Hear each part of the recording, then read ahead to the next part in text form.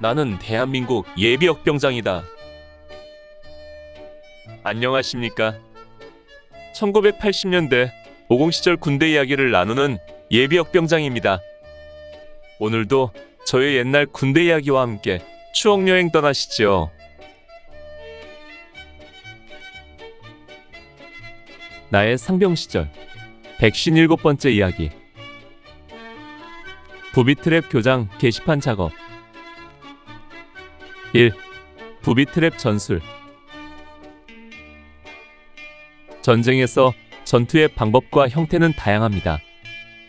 가장 기본적인 전투 형태라고 하면 방어부대는 진지를 점거하여 방어진지를 구축하고 적이 공격하면 모든 화력을 동원하여 적을 막아내는 것이고, 반대로 공격하는 부대는 적의 진지를 향하여 각종 화력과 전술적 방법을 응용하여 방어를 뚫고 적진을 탈취하는 것입니다. 그러나 모든 전투가 이 같은 기본적인 정규전 형태로 치러지는 것은 아닙니다. 그보다는 여러 가지의 비정규전 형태로 전투를 치르게 되는 경우가 더 많지요. 그 같은 비정규적 전투 형태 중에서 가장 많이 사용되고 또한 피해가 가장 큰 것이 바로 부비트랩 전술입니다.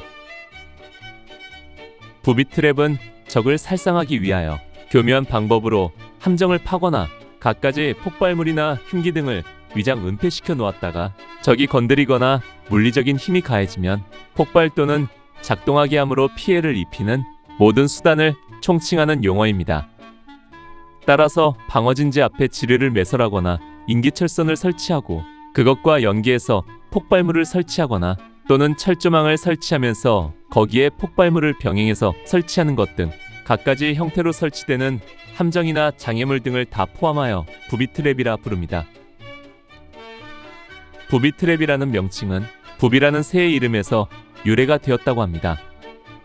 부비새는 또 다른 이름으로 바보를 뜻하는 얼가니새라고도 하는데, 부비라는 명칭도 스페인어로 바보를 뜻하는 보보에서 유래되었다고 합니다.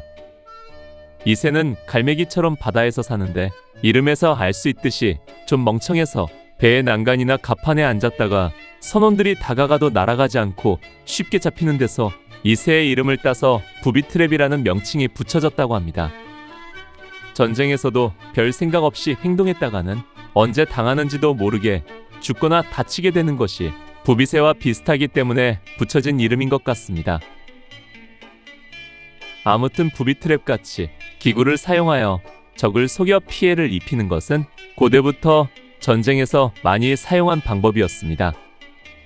우리가 잘 알고 있는 결초보온이라는 고사성어의 유래가 되는 이야기도 일종의 부비트랩이었습니다.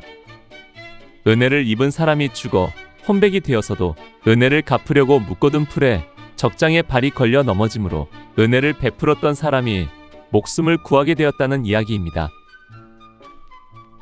이렇듯 초기의 부비트랩 전술은 함정을 파고 그 위를 위장하거나 장애물을 만들어 설치하므로 적이 그 함정이나 장애물에 의해 피해를 입도록 하는 등의 단순한 형태였습니다.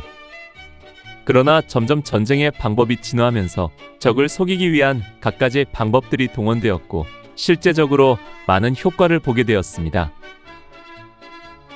전해지는 이야기에 임진왜란 때 곽재우 장군이 왜군을 속인 방법 중에 이런 것도 있었다고 합니다. 곽재우 장군은 어느 날 화려한 상자를 만들고 그 속에는 벌을 담아 왜군이 지나는 길목에 놓아두었답니다. 왜군들이 행군에 오다가 그 화려한 상자를 보고 호기심이 생겨 그 상자를 열어본 순간 벌이 쏟아져 나와 왜군들을 사정없이 쏘아대서 피해를 입혔던 것이지요. 이렇게 뜻하지 않은 피해를 당한 뒤에 왜군들은 또다시 길에서 똑같은 상자를 발견하게 되었습니다.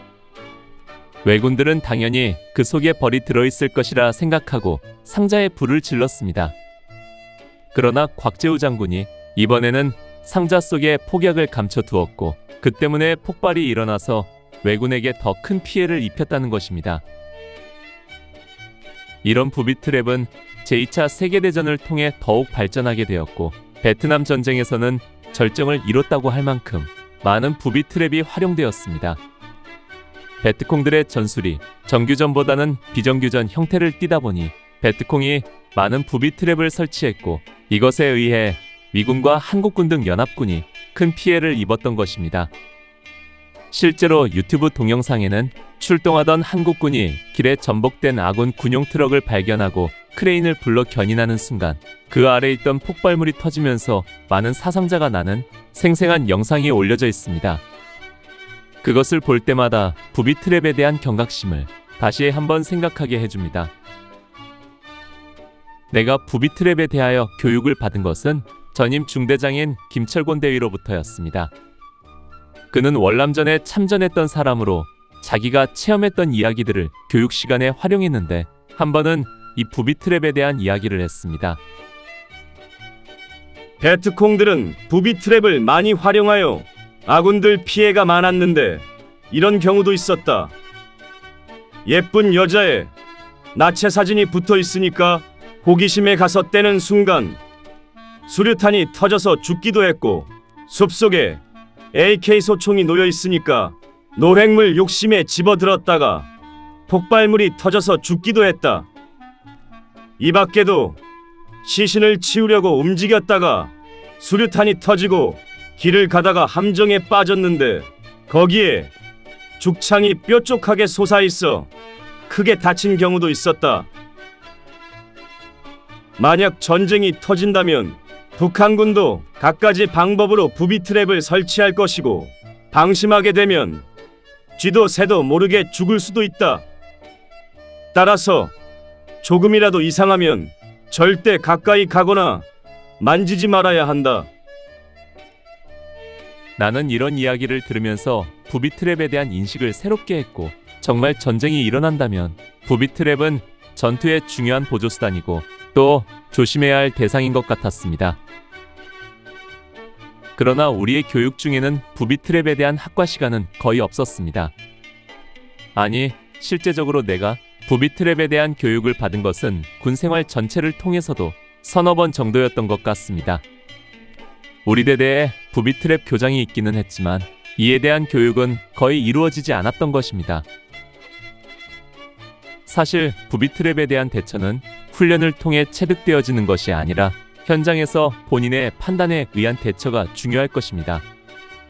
그래서 그런지는 몰라도 이론 교육도 별로 없었고 현장 교육도 두세 차례 부비 트랩 교장의 각 코스를 지나가며 대충 설명을 들은 것이 교육의 전부였습니다.